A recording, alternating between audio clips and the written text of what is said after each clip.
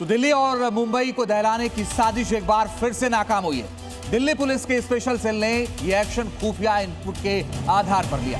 गिरफ्त में आरोपियों से जब पूछताछ शुरू हुई तो हैरान कर देने वाले खुलासे हुए हैं और ये खुलासे बेहद ज्यादा हैरान करने वाले हैं। और आपको बताएं कि दिल्ली पुलिस ने आईएसआई के 9 एजेंट पकड़े हैं। इनसे हैंड ग्रेनेड, पिस्टल, कारतूस मिले।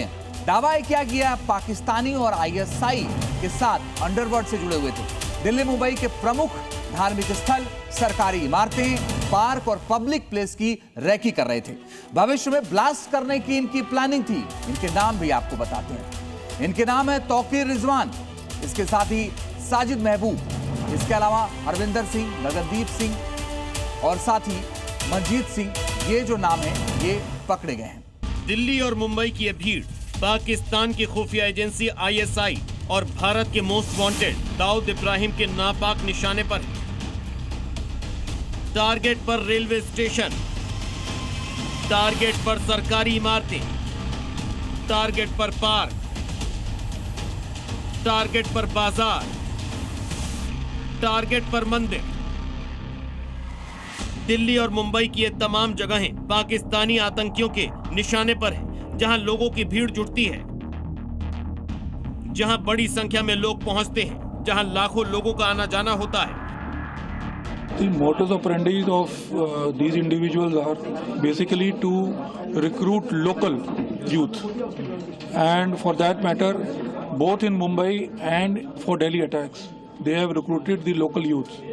For Mumbai, they have picked up 2 Mumbai individuals, and for Delhi, they have recruited 3 Punjab-based. दरअसल दिल्ली पुलिस की स्पेशल सेल ने पाकिस्तान की खुफिया एजेंसी आईएसआई और अंडरवर्ल्ड नेटवर्क के इशारे पर काम कर रहे 9 लोगों को गिरफ्तार किया है। दिल्ली मुंबई की अहम भीड़ वाली जगहों को दहलाने के लिए एक साजिश रची गई। And these are youngsters who have very little to do in life. They were given lure of some money. They were promised that they will be paid in lakhs, but that was only the promise after the execution of the. इन लोगों की रणनीति स्थानीय युवाओं को भर्ती करने की थी। मुंबई के लिए 2 और दिल्ली के लिए 3 लोगों को भर्ती किया गया था। 5 युवाओं को हमलों के बदले लाखों रुपए देने का वादा किया गया था। पकड़े गए आरोपियों से पूछताछ में पता चला है कि दिल्ली और मुंबई को खास मकसद से टारगेट किया गया था। रेलवे स्टेशन, पार्क, पुल, सरकारी इमारतों और भीड़ वाली जगहों को हमले के लिए निशाने पर रखा गया था। इस आतंकी मॉड्यूल को लंबे समय से तैयार किया जा रहा था। सभी आरोपी पाकिस्तान और दुबई में बैठे हैंडलर्स के संपर्क में थे। सुरक्षा एजेंसियां फंडिंग सोर्स, मास्टरमाइंड और स्थानीय मददगारों की तलाश कर रही है। पकड़े गए लोगों के पास पाकिस्तान में बने हथियार बरामद हुए हैं, जिनमें 4 ग्रेनेड, 2 ग्लॉक पिस्टल, 25 राउंड गोला बारूद शामिल है। जांच के दौरान एक नेपाली नागरिक को भी गिरफ्तार किया गया है। ये दिल्ली में आरोपियों के लिए ठिकानों की व्यवस्था करने और फंडिंग संभालने का काम करता था। As I told you, the Nepal link is about provision of logistics as well as financial support. Special cell की जांच में सामने आया है कि पूरा मॉड्यूल पाकिस्तान में अंडरवर्ल्ड ऑपरेटिव मुन्ना जिंगाड़ा, शहजाद भट्टी और दूसरे आईएसआई सहयोगियों के साथ काम कर रहा था। पिछले साल 10 नवंबर को दिल्ली के लाल किले के सामने एक बड़ा धमाका हुआ था। इस कार ब्लास्ट में 11 लोगों की मौत हो गई थी, जबकि कई बेगुनाह लोग घायल हो गए थे।